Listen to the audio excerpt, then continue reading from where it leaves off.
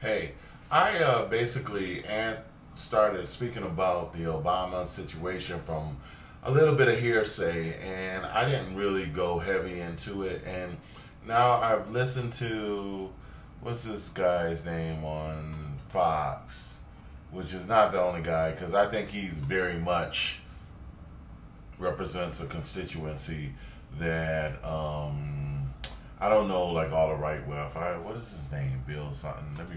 This issue from the other side. This man, Chicago preacher Jeremiah Wright, is Barack Obama's pastor. He even married the senator and his wife. Well, Fox News has obtained portions Okay, of there. You know, he even married. That's a little loaded, because really, you know, a preacher that marries you is somebody who marries you. That's just their job, And there's a lot of other things that they do. Now, I don't know about his affiliations and stuff like that, but I'm sure he has some influence. But there's a way that you got to take it and keep it in perspective, and that's what I have talked about is in past vlogs is like taking things out of perspective and other people's interpretation as opposed to how it's given. So in a black area, now my pastor doesn't do anything like that. We had just this weekend, I don't know where these guys were, but we had people, from our churches, we have people from last week that I was there. We had people from Hungary, like a whole group of people from Hungary, and they were white. And we get up, shake their hands, make them feel at home, tell them how we feel blessed to be able that we are blessed and that we like sharing our blessings with you, and that makes it much sweeter for us. Okay, that's my church. Okay, because we're getting the blessings of God, and we like to share it because it just makes it that much better when you can share. And so it makes the blessings of God that much sweeter.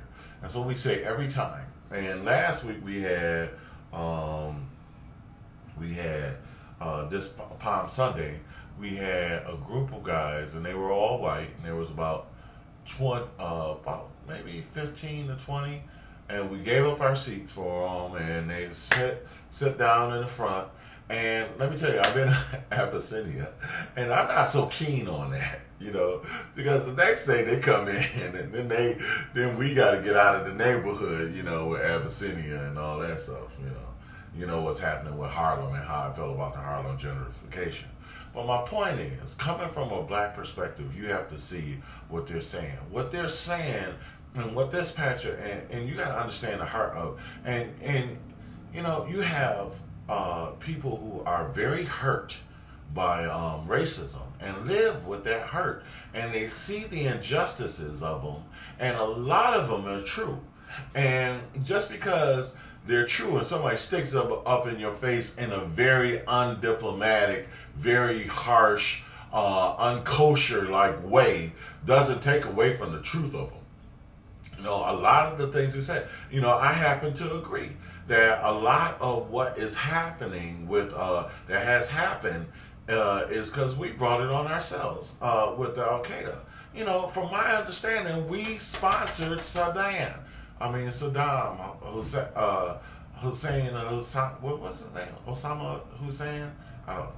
But we sponsored him. Oh, Bin Laden. I'm mixing all their names up now. Bin Laden, I'm calling them all. Saddam Hussein and Bin Laden, Osama Bin Laden. And the ideal of Barack Obama is supposed to be somebody who understands both of those issues and bring it together in a more peaceful, a more manageable, and a more diplomatic kind of way, who can look at both sides. And I can tell you for absolutely sure, you could set me around races all day long, and racist blacks, that don't like white people, that talk about they hate white people, and I don't feel the same way that they do. I just don't. I don't feel it's some people who will never date out of their race, and some people who will never do that, and that's their choice. But to hate other people because of the skin of their color or their background, or because we want something that they have, I think that this country needs to be smarter in how they obtain stuff. There's a way to get what you want, and I am a living witness and a testimony that you can get what you want the right way. You know, I didn't say you got to be perfect, but there's pros and cons and stuff like that. I've said it before, you know, the main program that I sponsor and I used to use a cracked piece of software for them. Meaning, you know, somebody broke the code and then they pass it out, and then I've used it, okay, to do better. But in the process, and I've given back, I've done tutorials for them. I'm one of their biggest advocators of rigging and character technology. I've done years of service for them. You know, there's a way to do it that you can give back and that you can make reprimand for whatever you did, you know. That's just natural. Like sometimes people say sorry is just only the start of the process, you know. But you know, there's nobody, you know, you do what you have to do to survive sometimes, you know, and I'm not saying like in a situation with war. It is obvious in a situation with war that you know, you're going to have to deal with things as they are. But I strongly believe there's a way to things that just because you're around these people, and I understand association, guilty by association, but you got to understand that maybe that was his community. Maybe that's the one at 20 years. How old when he was 20 years? 20 years old, you know? And so you learn these issues and you derive from them. Now, something in that, at one point, you know, that pain, and I've said, that pain is a source of strength, but it's also a source of wisdom and judgment.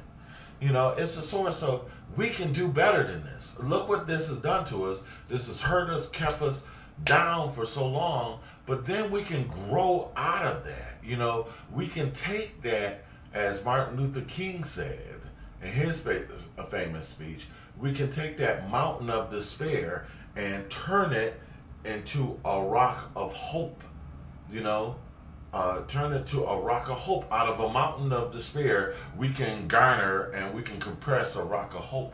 So, you know, really, you know, I really, you know, to try to say that, first thing, America does not like to be told they did anything wrong.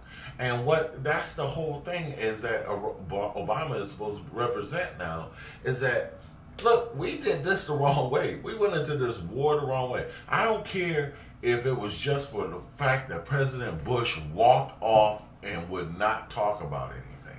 You know, now forget all my conspiracy theories. There's just been some very factual things, you know, and come on, genetic codes and stuff. We break genetic codes now. You know, some of these diseases and stuff, we have to be, you know, mindful of where they're coming from, you know, and what's happening. And people have vested interests, just like Hillary Clinton got vested interests in the healthcare plan. You know, so all that technology and code, just like, you know, America has driven their farmers out of business because they can make, you know, clone food and give us that kind of synthetic food that is very unhealthy and you know, as if they're God. You know, we do that kind of stuff. It's factual. So, you know, like, you know, I'm sure Spencer thought that it was okay to denounce marriage and denounce, you know, and to shift out what marriage should look like until he screwed up his marriage and lost his job. You know, that's a case of chickens coming home to roost. Now, you know, I'm not, you know, quite honestly, I'll be honest, and I know I'm going to lose some black people. I do not believe in a lot of the stuff Malcom X says. You know, I understand a lot of where you're coming from, but I think the solution is not the most viable solution. And I'm going to tell you, you know, America got to stop thinking that superpower mean that you can beat everybody else in the world and you can get what you want. Because this whole world could gang up on us and put us in check. You know, America is one spot. You know, we got to stop thinking superpower mean that you can just beat it. If everybody come together, you know, Anyway, my point is, and I just got to keep saying this, we owe our asses to communist China. There's some foreign policy things that is not right. And, we wonder why we getting led toys because, when you put yourself in service to these people, and I'm not saying the Chinese, I'm talking about the money makers. That's probably like 9% of the real, American or communist public. Anyway, I'm rattling a little bit. So just making my points. All right, bye.